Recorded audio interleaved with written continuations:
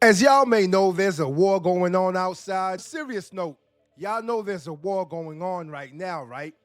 If you didn't know, well, Iran, Israel, the United States, they're in combat at this very moment as I speak and record this video. Bombs are flying through the air. People are dying. Yes, people are dying. Whether they tell us or not, people are dying. How do I know this? Because that's what happens in war. Places get bombed and people die.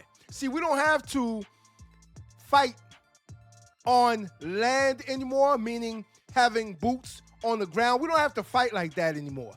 No, you really don't. Unless you're invading a country, you really don't have to fight like that anymore because of AI warfare, because of the missiles, the drones, and every other weapon this world has created. Everyone else has these weapons as well. And we know that Iran received a lot of drones from China. Yes, from China. Iran and China are in bed together. We know this. China is what? One of the US's biggest enemy. That's a fact. You can look it up. And so this war that's going on right now, I don't approve of. I will never approve of war. Because what happens in war is that a lot of people perish. A lot of people perish. All for what? All in the name of a group of selfish-ass people who would not take their asses into the battlefield and fight themselves. So they send your sons and daughters to do the fighting for them. It doesn't matter which side it is. That's just a fact. So I won't ever approve of war. And at the same time, I can see exactly why this war is happening. Not to mention, we know that there are forces behind the scenes that are pulling the strings. Yeah, we know this. I just made a short video about this not too long ago because these people are playing a different game. We weren't invited to this game. The cards that they hold, we do not see because we were not invited to that game. We're at another table. They're gambling at another table. They're playing a different type of game with everyone else's lives. That's just the facts. That's just how it is. Well, Nick Shirley took to the streets to find out what some Americans think about the Iranian-U.S.-Israel war that is going on right now. It's crazy that she says it's killing innocent civilians because the Iranian government, as you may call it, or regime, they murdered 40,000 plus of their citizens who were protesting. Let me repeat that for you. The Iranian government or regime murdered 40,000 people. 40,000 plus, might I add, plus. And that was just at that moment. They have murdered more people than that. Because if you go against their religion, and that's exactly what this is, it's a religious war. When you go against their religion, all I have to say is you won't make it to see the light of day. They don't, so it doesn't concern me. Leads you to think they do not have a nuclear weapon. They are part of a treaty that they don't have one, so I also don't really want to be interviewed. So okay, no worries. Thank you so much for your time. You don't want to be interviewed, but you are out here in public, of course, wearing a mask, holding a sign saying that you don't want a war in Iran, not because it's going to lead to the destruction of this country. No, it's because you just don't like who's in power in this country right now, who's the president of the United States right now. That's exactly what it has to do with. It doesn't have anything to do with freeing the women of Iran. No. It doesn't have anything to do with the 40,000 plus that they just murdered. No. Not at all. Now, it doesn't have anything to do with the children that they murder, the little girls that they... It doesn't have anything to do with that at all. Yeah, probably, women and men. It's funny to me how old boy just told him, fuck out of here, man. He doesn't want to talk to him, and that's fine. But you could have been polite about it and let him know, hey, I don't want to be interviewed. You didn't have to say it like that. But at the same time, that same man will say how he is. This same man will say that. This same man will tell you how he is pro-people. This same man will tell you how tolerable he is. How the group he belongs to, and yes, he belongs to a group. Most of these people do because they have the same type of ideology. They have the same thought process. Yes, you can throw them in a hot. I guarantee you, all of their signs probably say the same exact thing, and none of them have actually done any type of research to find out what's really going on. And that's what I implore you to do. Do your research. Don't take my word for it or anyone else's, Nick Shirley or anyone else's. Do your own research and find out what's really going on in these countries. Sir, what brings you out here today? I don't want war. Just letting you know, we do have a press liaison, so if you're willing to give the interview, that's totally fine, but I wanted to let them know we have people to give interviews if they're looking.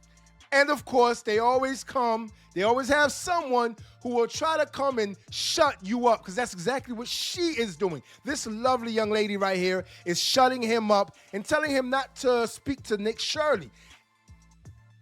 I don't understand why we can't have dialogue, why we can't speak to one another. But if you really think about it, it goes back to having that hive mind, because if you don't think like they do, if you don't think exactly like they do, then they shun you. They oust you. They don't talk to you. They don't want anything to do with you. But again, they will turn around and say, we are the most tolerable group. For one, so yeah. I mean, I'm not really with anyone in particular. I'm just here by myself, and I just don't want war. I think the world has enough problems. Do you think Iran poses a threat to Israel and to the United States? I mean, sure, there's the potential for a threat, but I think we need to be doing things peacefully. And what would you like them to do? I would like people, like in the world in general, to just collaborate better, to make more genuine efforts to understand each other's struggles and work on, like, keeping human society alive through what's going to be some really tough decades, even if there's no war. You think that's possible? I'd like to try. Donald Trump did say he was working to try to get a nuclear deal signed for a very long time, and then Iran never wanted to stop their nuclear bomb building. Like, I don't know the details of, like, what he was actually trying. I still don't think it's right to suddenly start bombing them. I think we need to find another path. Maybe we need to have more talks with the UN or something. When you attack people, even though the Iranian state isn't particularly good to, like, it's a rather authoritarian, like, regime and stuff, if they're attacked, their people are naturally still going to, like, be patriotic to their own country, most of them. And they're not going to like us. They're certainly not going to like Israel. All right, let's move on up over here. How are you doing, sir? What's your flag say? Veterans for Peace. Say Iran actually is building this nuclear bomb. Do you think the United States should go in? I don't think they are building the bomb. International agencies have looked at Iran's program. They're not building a bomb. They've been enriching some. That is actually wrong, because they are building a nuclear bomb. Iran wants a nuclear weapon. What do you think they are going to do with a nuclear weapon? What do you think? A country who promotes terrorism, a country who funds terrorism, what do you think they are going to do with a nuclear weapon?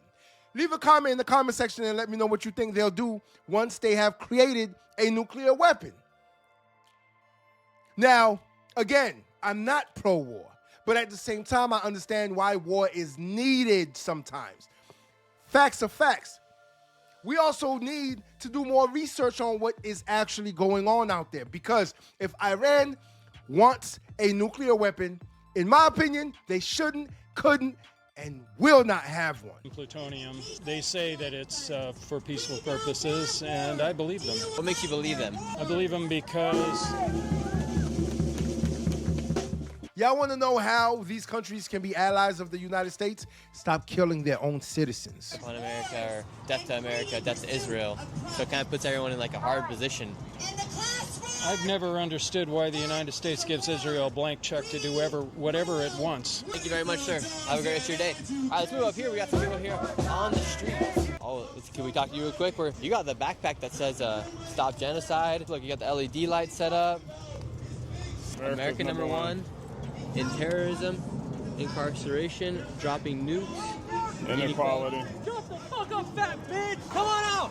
Come on out! It's right here! Keep driving! Drive! Drive! Love you. How close do you guys think we are to World War III? World War III has been started. We've been facilitating World War III for over a decade. What should the United States do, in your opinion? Should they be completely hands-off this war?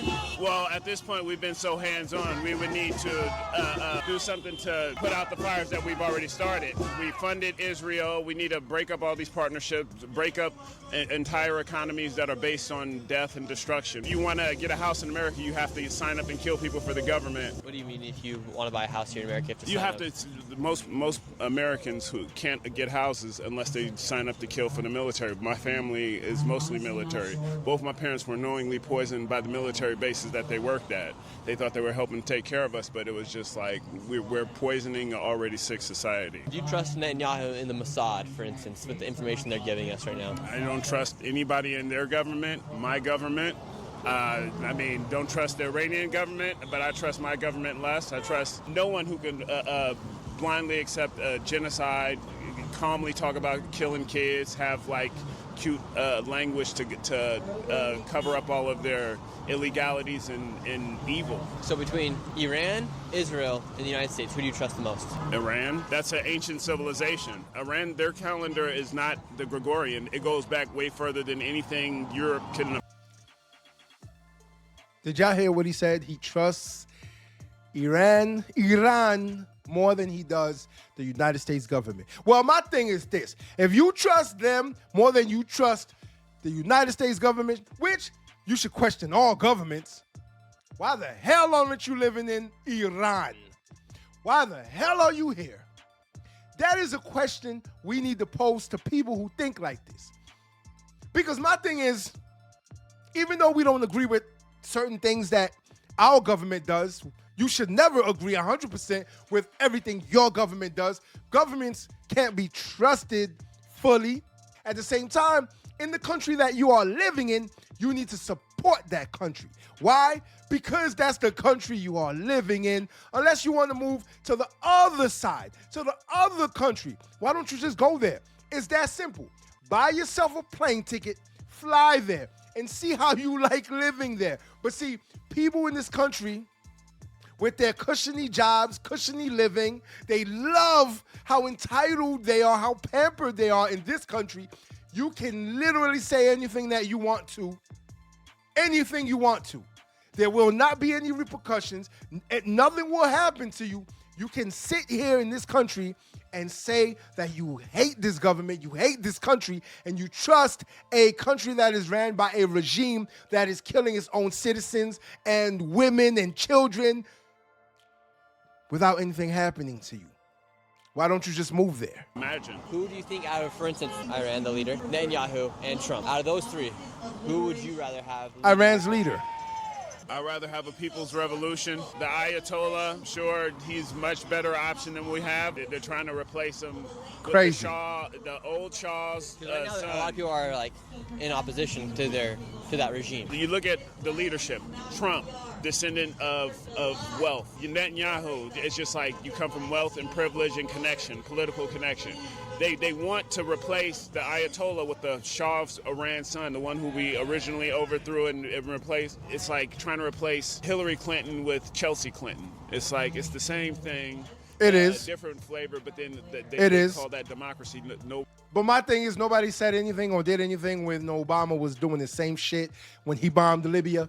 Nobody said anything about it at all. They were not protesting like this. So how come they are protesting now? Because of the person who is actually doing it. It's not about the actual war and what's really happening in that country and people dying. No, it's all about who is pulling the strings right now. What no one voted for. So it's like all the stuff we claim to care about, the Iranian people, that's why we want to do a regime change. Just like we heard the same shit during Iraq. We care so much about the Iraqi people that we want to do a regime change. Millions of people dead, and then we commit more hate crimes on people who look like them than ever, because this is how the propaganda works. We care about them so much, we're going to commit hate crimes on them, and we're going to commit millions of murders. Hey, well, thank you so much. I appreciate you.